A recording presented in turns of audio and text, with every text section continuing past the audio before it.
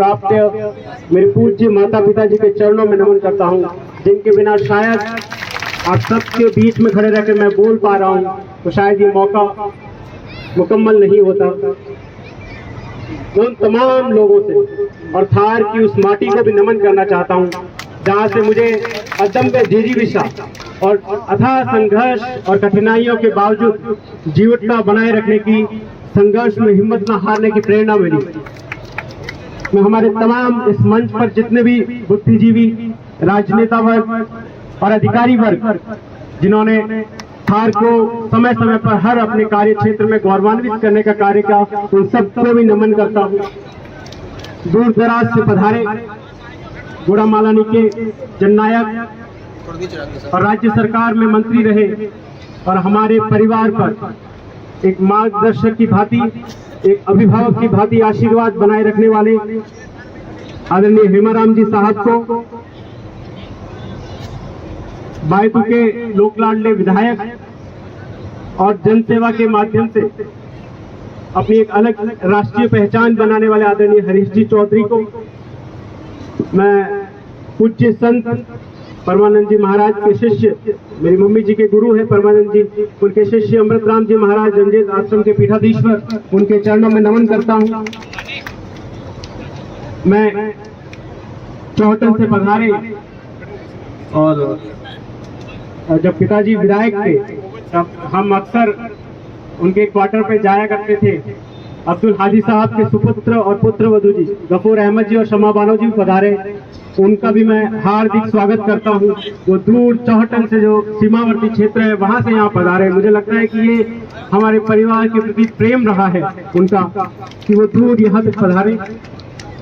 तमाम मंचस्थ अतिथि, मैं शायद नाम लूं तो कम पड़ जाएगा, तमाम हमारे क्षेत्र के, पूरे बाड़मेर जिले के और राजस्थान के कोने कोने से पिछले 30 वर्षों में मेरे पिताजी ने, मेरे माताजी ने जिन लोगों से भी रिश्ते बनाए, जिन लोगों से पारिवारिक संपर्क रहे, आज अपना प्रेम दिखाते हैं, वो तमाम लोग पधारे हैं। मैं उन सब का हृदय से आभार व्यक्त करता हूं, हार्दिक अभिनंदन करता हूं। संघ सेवा आयोग की परीक्षा का जिस दिन रिजल्ट आया था 16 अप्रैल को, उस दिन मैं दिल्ली में था और जब पीडीएफ में नाम दिखाई दिया तो उसके बाद पहला फोन मैंने अपनी मम्मी जी को किया। और शायद बहुत कुछ होता है उस समय दिमाग में बोलने को, लेकिन जब फोन उठाया तो वहां से आंसू और रोने की आवाज सुनाई दे रही थी और मेरे लिए भी वो बहुत भावुक क्षण था। मैं कुछ बोल नहीं पाया।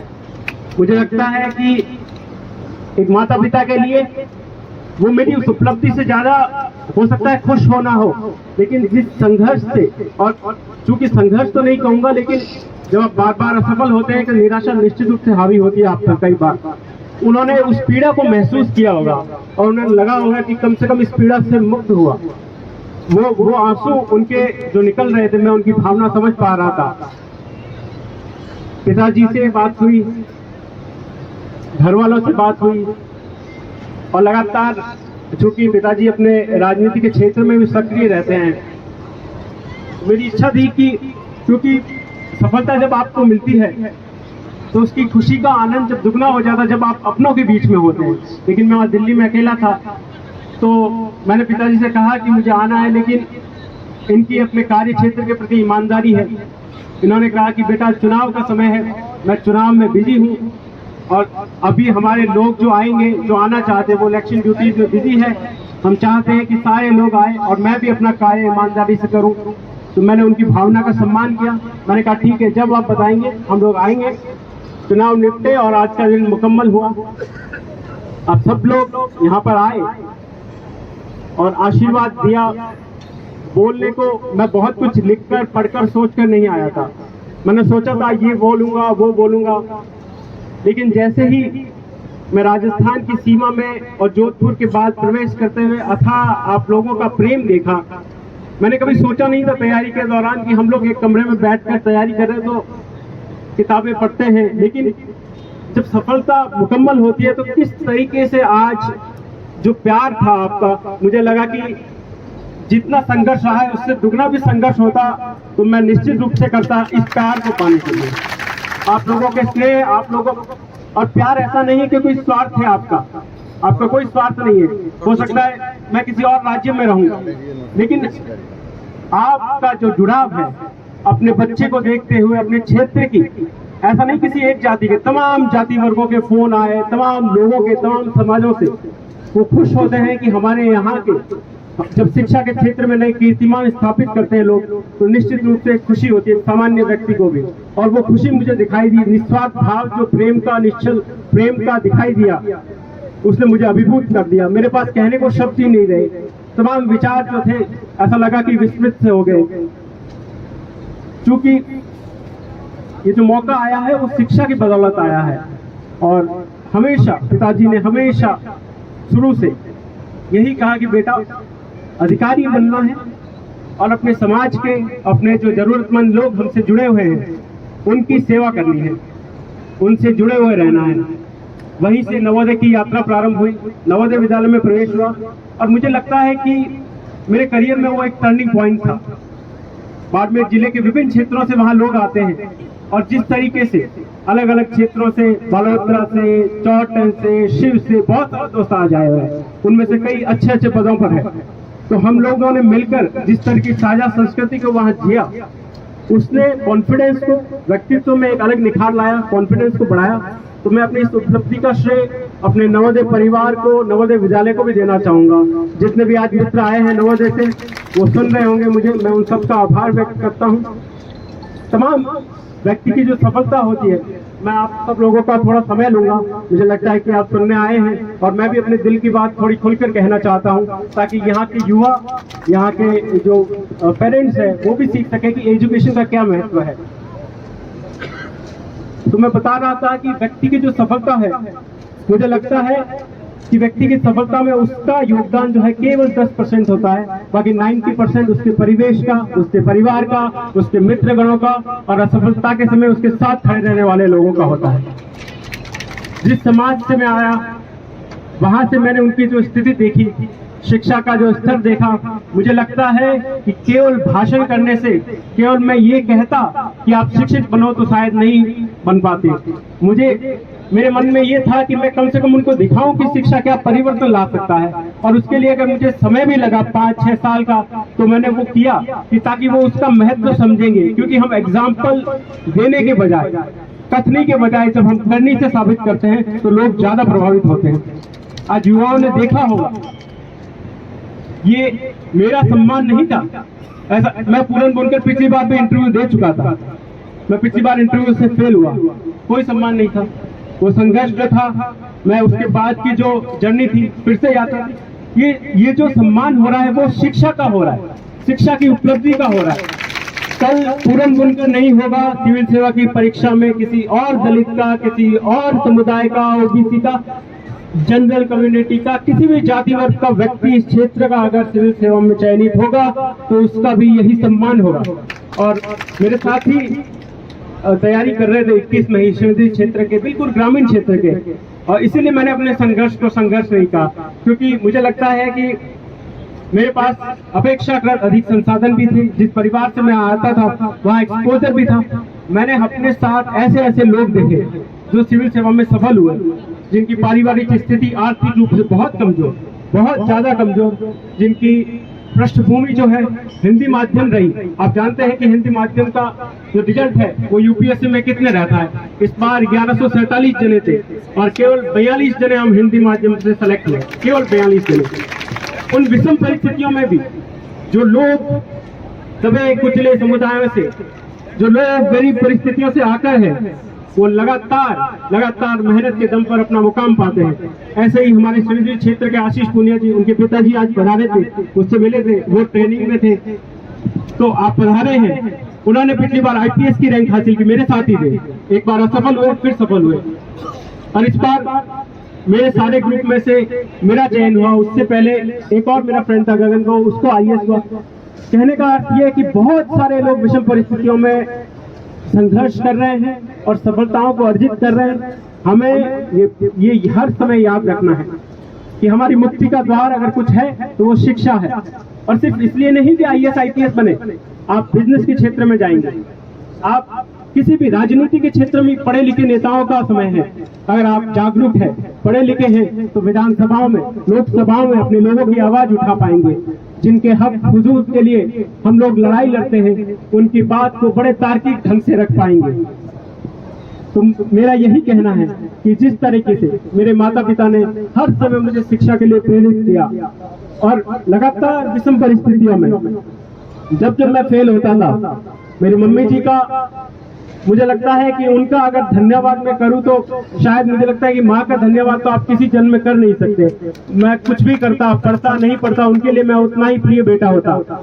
लेकिन जितनी विषम परिस्थितियों में मैं असफल हो रहा था, उसके बावजूद उनका एक ही शब्द होता था, मारवाड़ी में कहते, बेटा हियो मत हार जे, हिम्मत मत हार जे। और उसने मुझे लगातार प्रेरित किया कि वो साथ में है, उनका आशीर्वाद साथ में है। और जब माँ का आशीर्वाद साथ में होता है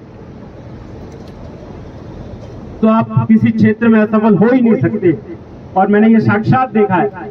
इस वर्ष का जब प्री एग्जाम देके मैं आया था तो मैंने ये बोला था कि शायद उतना अच्छा आशानुरूप नहीं हुआ है, और मैंने पेपर भी चेक नहीं किया, लेकिन मम्मी जी को विश्वास था बेटा होगा, बेटा होगा।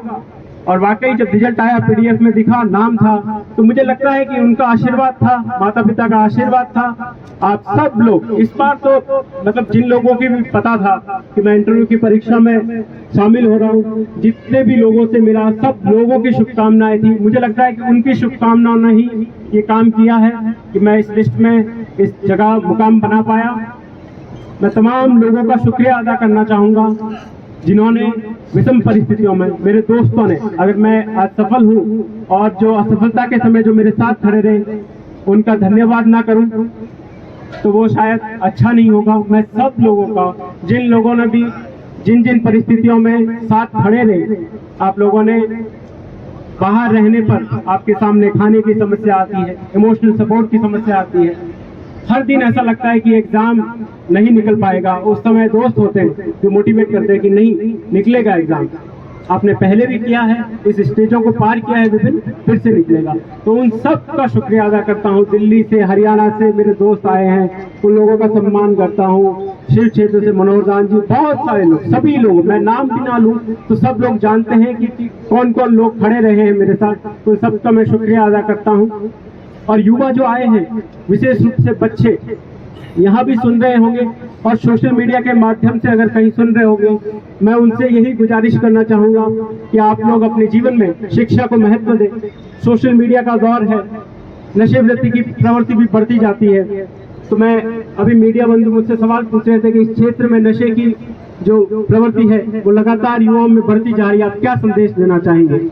मुझे लगता है कि मैं अगर इतने बुद्धिजीवी लोग बैठे हैं और मैं अगर कुछ संदेश दूं तो वो शायद छोटा मुंह बड़ी बात होगी। आप लोग समय समय पर समाज में शिक्षा को लेकर जागरूकता देते रहते हैं, नशे के बारे में बताते रहते हैं। तमाम शिक्षाविद जो आए हैं, अधिकारी वर्ग जो आए हैं, राजनेता वर्ग जो आए हैं, वो हर समय जागरूक करते रहते हैं। लेकिन आज ये मौका है कि मुझे भी अवसर मिला है कि मेरी आवाज थोड़ी दूर तक जा सकती है, वो लोग सुन सकते हैं। तो मेरी भी यही गुजारिश रहेगी कि आप जो कुरीतियां हैं उनको त्यागें, शिक्षा को अपना हथियार बनाएं और कलम के माध्यम से सफलता की नई इबारत खड़ी करें, ताकि आपकी आने वाले युवा पीढ़ी है वो आपसे प्रेरणा ले सके।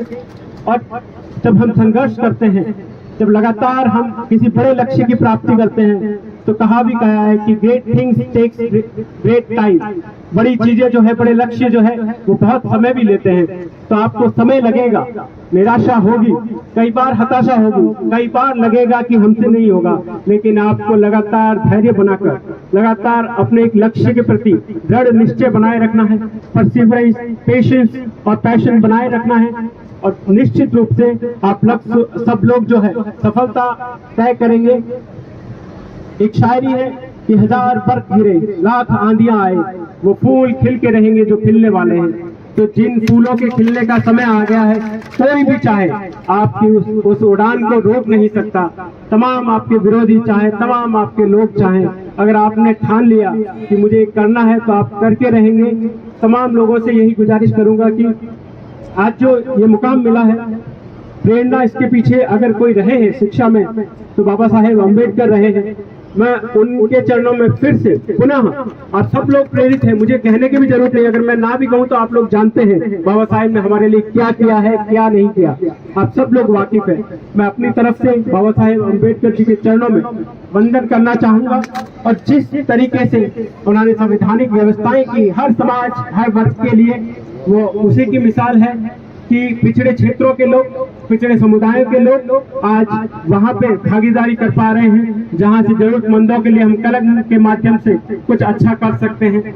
मैं जिस भी सेवा में रहूंगा, जिस भी पोस्ट पे रहूंगा, मेरे पिताजी बता रहे थे कि बेटा गरीबों की सेवा करनी है, तो मेरा ये प्रयास रहेगा कि जिस भी सेवा में रहूं वहाँ हर गरीब, मजलूम, जरूरतमंद, जाति वर्ग समुदाय से ऊपर उठकर उनके लिए कार्य करने का प्रयास करूंगा। और इस संदड़ी की धरा का, इस मारवाड़ का कभी भी नाम नीचा नहीं होने दूंगा, ये मेरा प्रयास रहेगा। हम इंसान है, हमसे गलती हो सकती है, लेकिन मेरा प्रयास रहेगा कि ऐसा कोई कार्य ना करूं कि आप सबका जो है नाम वो नीचा गए या आपको नीचा देखना पड़े मेरी वजह से।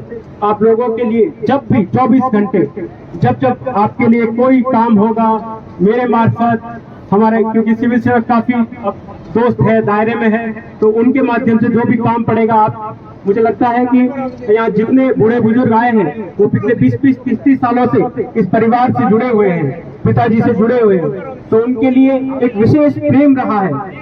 किसी भी परिस्थिति में रहे उनको देख के खुशी होती है। आज जिस दिन सिलेक्शन के दिन खुशी नहीं हुई थी, उससे ज्यादा आज आप लोगों के बीच में आकर मुझे खुशी हुई है।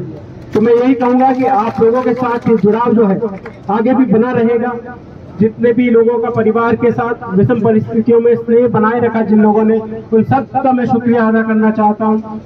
मेरे भाई विक्रम, मैं परिवार का बड़ा लड़का था और आप जानते हैं कि हमारी परंपराएं हैं कि बड़ा लड़का जो है वो परिवार की सारी जिम्मेदारियों का निर्वाह करता है, लेकिन मेरी परिस्थिति में, मेरी गैर मौजूदगी में उसने परिवार का बड़ा बेटा बनकर हर परिस्थिति में पिताजी के साथ, चाहे राजनीति में हो, घर के काम में हो, कंधे से कंधा बनाए रखा और मेरी हिम्मत लगातार मुझे वो मौका दिया कि मैं वहाँ शांतचित्त होकर तैयारी कर सकूं।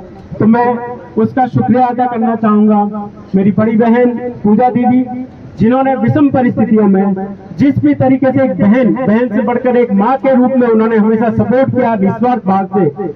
मुझे लगता है कि ऐसा परिवार अगर मिले तो व्यक्ति हर बाधा को प्राप्त कर सकता है, हर बाधा को चुनौती पार पा सकता है। मेरे तमाम जो ताऊ जी, बड़े पिताजी, पूरे परिवार, पूरे कजन, सारी बहनें, सारे ताई जी, मेरे ननिहाल पक्ष के लोग, मेरे मामा जी और सब लोग तमाम हमेशा साथ में खड़े रहे, कभी हौसला डिगने नहीं दिया, हमेशा यही कहा कि फिर से ट्राई कर, होगा, कोई दिक्कत नहीं है। और इस बात तो सब मुझसे ज्यादा आश्वस्त थे और जब आ रहा था तो मुझसे ज्यादा रिश्तेदारों की उनकी आंखों में आंसू थे। मैं उन सब का शुक्रिया अदा करना चाहूंगा। जितने भी लोग लगातार हर परिस्थिति में साथ खड़े रहे, उन सब का शुक्रिया अदा करना चाहूंगा। और ये कहूंगा कि ये सफलता मैं उसको उपलब्धि नहीं मानता हूँ, यहाँ से शुरुआत हुई है। सिविल सेवा में चयन होना उपलब्धि नहीं है। सिविल सेवक बनकर अगर मैं जनता के काम कर पाया, उस दिन मैं उपलब्धि मानूंगा। आज से 20-30 साल पहले अगर बाद में हम लोग मिलेंगे, आप में से कई युवा जब मिलेंगे, तब अगर वो कहेंगे कि नहीं, तुमने गौरवान्वित किया है, तुमने जो है अपनी जो नौकरी थी या जो सेवा थी उसके माध्यम से जो काम करना था वो किया है, तब मैं समझूंगा कि वो उपलब्धि होगी मेरे लिए। और अंतिम पंक्तियां यही है कि मीलों की यात्रा बहुत बाकी है, ये कोई अंतिम पड़ाव नहीं है।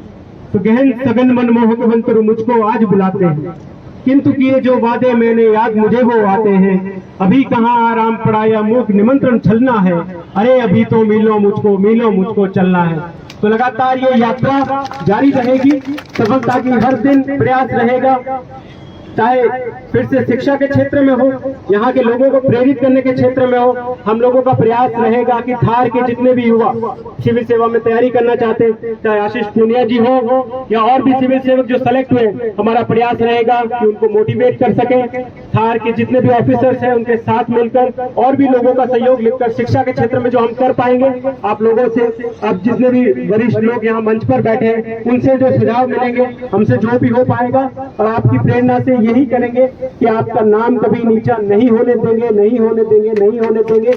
लगातार आप लोगों ने जो परंपरा थार की, जिस परंपरा को जिस ऊंचे मुकाम पर छोड़ा है, वहां से आगे ले जाने का उस मशाल को प्रयास होगा, पीछे ले जाने का कभी नहीं होगा। आप लोगों ने इतने धैर्य से सुना, सुबह से सब लोग इंतजार कर रहे थे, और सुबह से नहीं 2-3 दिन से मैं लगातार देख रहा था, सुन रहा था, फोन कॉल आ रहे थे, आप जो पलक पावड़े बिछाकर बैठे थे यहाँ पर, मुझे लगता है कि वो प्रेम जो है मैंने नहीं कमाया, इस परिवार ने कमाया है। उस परिवार की बदौलत ही आप यहाँ पर आए हैं, उस परिवार के प्रेम से मैं अभिभूत हूँ। आपका हार्दिक अभिनंदन करता हूँ। सुबह से जो लोग बैठे थे, आए हैं दूर दराज से, उन तमाम लोगों का फिर से एक बार बहुत बहुत धन्यवाद।